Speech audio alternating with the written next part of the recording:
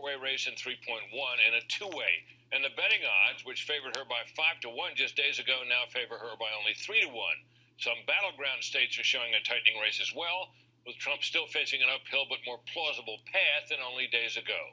For more on all this, we turn to Scott Jennings, who did political analysis for the Bush 43 White House. So, Scott, as we look at the states and the electoral map, what states should we be paying particularly close attention to? Well, the most important state right now is North Carolina. It was a Romney state. There's a tough path for Trump if he doesn't win the entire Romney coalition. Clinton has been leading in the polling in North Carolina, and the early voting there shows some Clinton strength, although Republicans say it may be overstated because African-American turnout is lower in North Carolina than it was in 2012. Well, let's just to be clear, Romney won, as I recall, 206 electoral votes. You need 270, 271 to win. So if he lost North Carolina, he would be set back even further and having to make that up elsewhere. So, assuming he wins North Carolina, what are his most hopeful blocks? We're looking at the map now. I see Florida there is in light blue. You see Ohio there, I guess, in yellow. That's a toss-up. What do you say about those states? Florida and Ohio are must-flips for Trump. He also looks pretty strong right now. When you say flips, you mean these are Obama states he's got to win, right? Yeah, from Obama to Trump. What would they get him combined? Florida's, 29, something like that? Yeah, and then Ohio's got something a little less than that. I think it is. Iowa looks good for Trump right now in the early voting.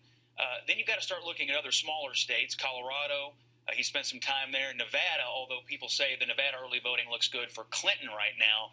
And then you're getting out into the fringe blue states. You're looking at places like Michigan, Wisconsin, New Mexico. The states you ticked off before you mentioned those last couple are all states he would need to win, but they wouldn't quite get him to 270, correct? That's right. If he doesn't win North Carolina, he would have to basically pull an inside straight flush draw at the World Series of Poker while eating a ham sandwich. I mean, it would be a long shot to pull it.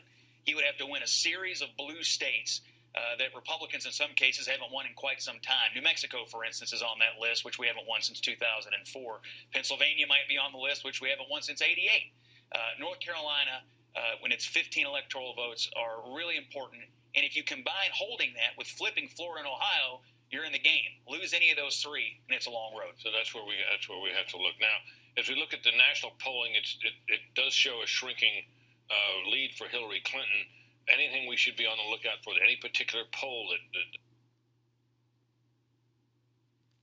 interests you that you think would be? Well, the national tracking polls are tightening, and in some of them it's because Republicans are coming home. And so the question about the FBI director news is, what's the impact going to be? We won't know for another couple of days, so all the samples are fully post-Friday. However, if all it does is convince reluctant Republicans to come home and get Trump to 90, 91, 92% among Republicans, and it convinces even a few independents to back away from Clinton, that is going to explain a tied race in these tracking polls. We're looking at this ABC, Washington Post. Now, that's a tracking poll. A tracking poll means that the sample is gathered over several days, and you get a new sample each day, right? Am I correct about that? That's right. And you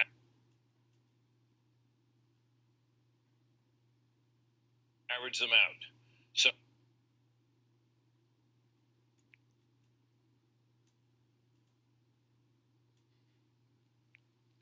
if Trump is down to 1 point behind, that would suggest that the last couple of days have been pretty good for him. Yeah. But the reason you can't go by it is there's too small a sample just on a single day, right? That's right. And that's why we got to look at Thursday and Friday to see the full tracking samples post-Friday. And again, what he needs is base consolidation. He's been living in the high 70s, around 80% for much of the race. If he gets it to 90+, that is going to cause a really tight race in the national tracking. And we may not ever pick this up in the state-by-state polls because many states won't have a full poll done before Election Day. Right. Now, so you got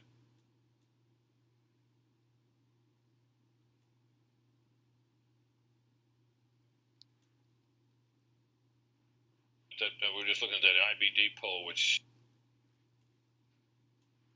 had a good record the last time out.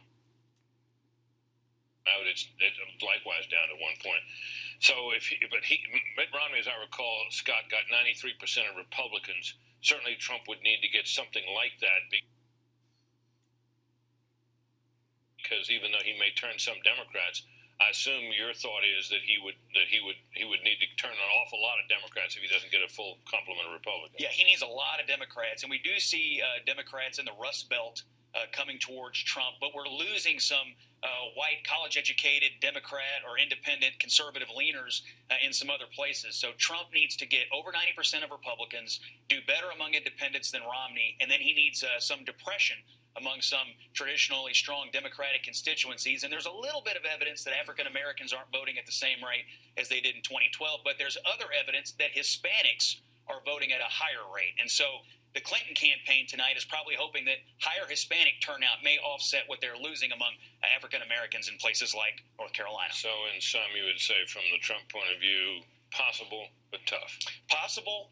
He needs Florida, Ohio, and North Carolina to come his way. That definitely puts him in the game. Losing any of those three, and it's a long road. All right, Scott, thanks very much as always. It wasn't long ago that Democrats were praising the integrity and judgment